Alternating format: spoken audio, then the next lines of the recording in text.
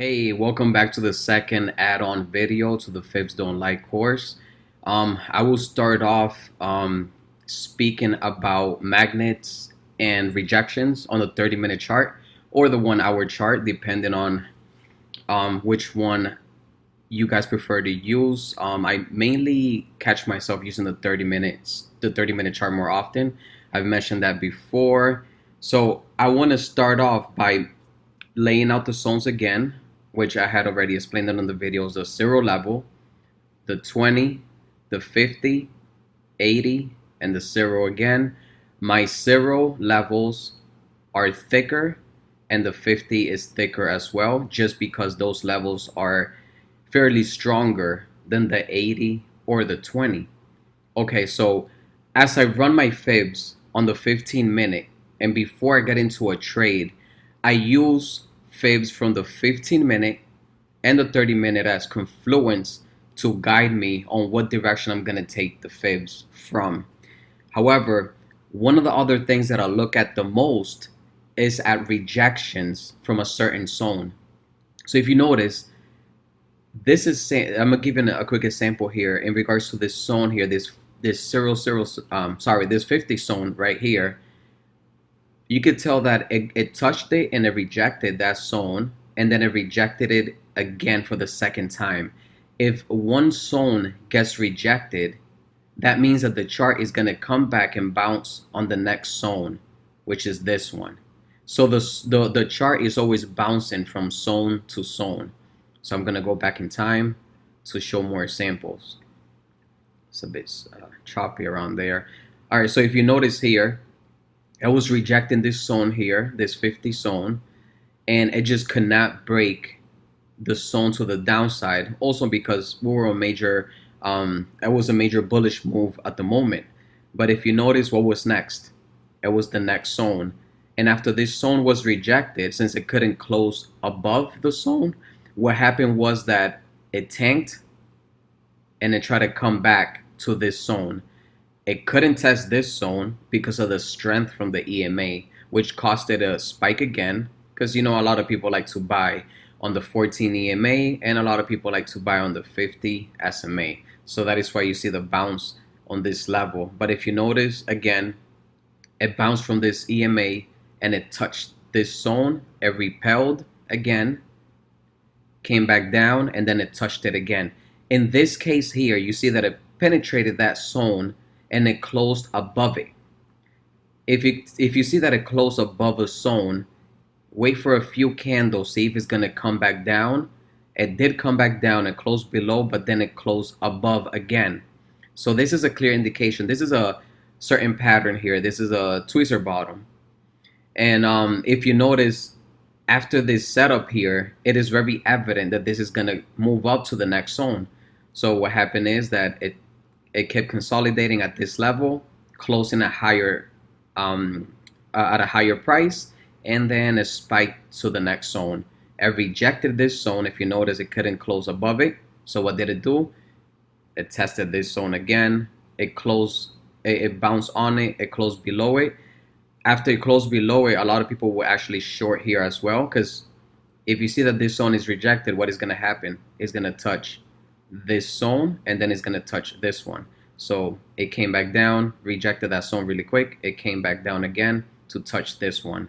It penetrated this zone, and then it used that zone as resistance. It couldn't close above it, so that's why you know that you have shorts coming in here as well to short it back to this zone or this one.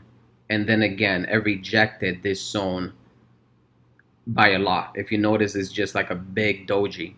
So what happened was it consolidated a bit, every trace to test it again, and then you have buyers coming in to retest the next zone or even this zone. This zone couldn't be tested since we were on a bearish market already, since you see the EMA is crossing here. So it didn't have sufficient strength to touch this zone. So this is just a way of how certain traders trade. Is just like a pattern. I am not recommending this pattern or recommending anyone to take these trades. Remember that the main course revolves around trading only the fibs. But by being able to identify where the chart is being rejected and where it's gonna repel and use it as a and the next zone as a magnet, it helps you identify where your fibs are gonna go or how you're gonna draw them. So that's something that you wanna have in mind. And let's give more samples. I'm gonna keep going back. If you notice here, this is a very good example here. I'm gonna run my fibs really quick. Run it from this zone. This zone was rejected. So I'll draw them from here to this zone here. This is the zone that was rejected before it started consolidating and tanking. It had the pull back, and if you notice, your 62 and 70 was right around this zone. So you know that this was going to be a very strong area to buy. So you have a bullish environment. So you run your fibs from this zone because this broke market structure from this highs back here, which I already described this plenty of times on the previous videos. So you run your fibs from here, which is that zone, to the zone that was rejected. So it was from the magnet to where it repelled, retracement, beautiful entry, and then you have your 62 and 70 entry together with confluence with this zone here, the zero zone, and that was a long buy right there. So I'll remove that and just keep showing how the chart will forever repel one zone to use the next one as a magnet. Again here, it repelled this zone here. It closed below. So what did it do? It retested the zone, but then it continued tanking to the next zone and then the following zone. And then it rejected here, this zone. So again, what is it going to do? It's going to touch the next zone. So it's just like playing ping pong, basically. It goes from zone to zone. It's always rejecting one zone to use the next one as a magnet, and then repel a zone to use the next one as a magnet. And it's just like that. This is one of the things that I want to break down. Give a few more samples here. This is beautiful right here. If you notice, it repelled the zero zone, and it used this one as a magnet. This one was like a magnet as well. Then it repelled. It didn't close above it. If you know that it doesn't close above a zone, it's a big indicator or indication that it's gonna come back down to the next zone. And another thing that I want to speak about is journaling. I forgot to mention that throughout the course. And I personally keep a journal and I keep a log. On my journal, I write down my daily trades, how many pips, what kind of setup was it, and also whether it was a good trade or a bad trade. Remember that you will learn more from bad trades.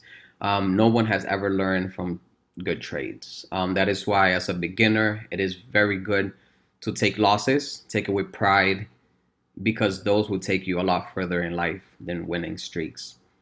And also, I like to keep logs.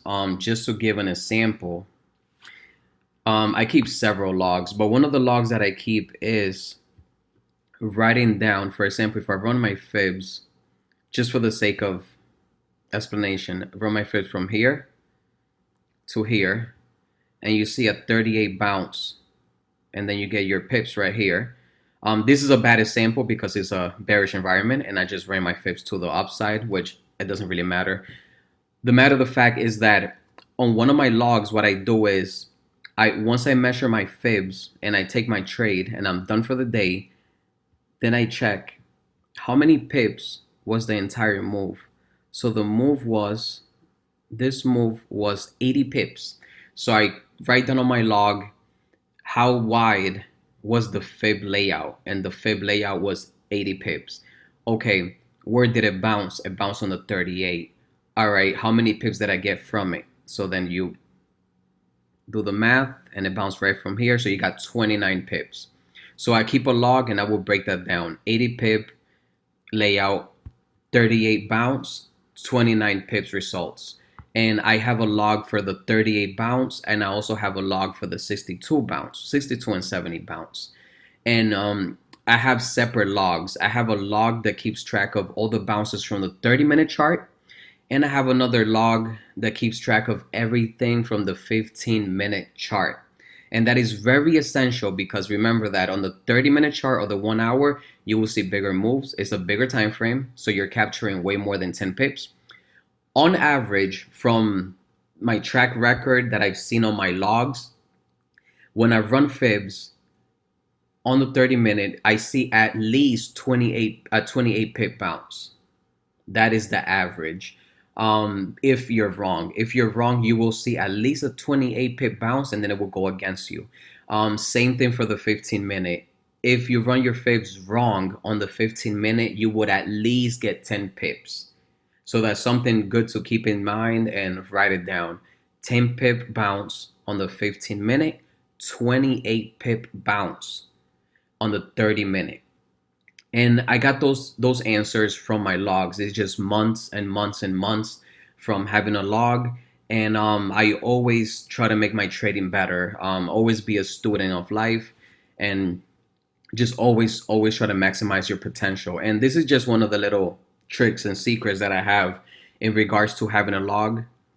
And also in your journal, it is also good to note down at what time you woke up and how did you feel that day before you traded, because it would help you understand yourself. And if you're having a bad day, do not trade.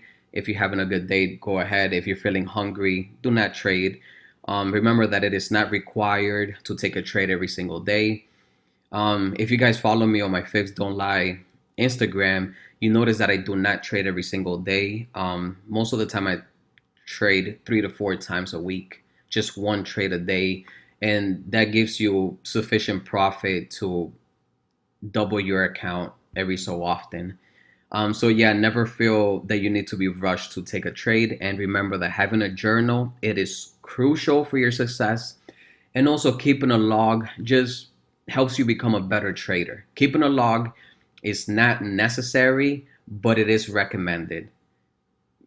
Just because I've been doing it for years and it has completely changed my life. All right, guys, so I'm gonna wrap up this video right now at this point, and I have a couple of more videos to create on a few important topics. All right, thanks for listening. Have a nice day.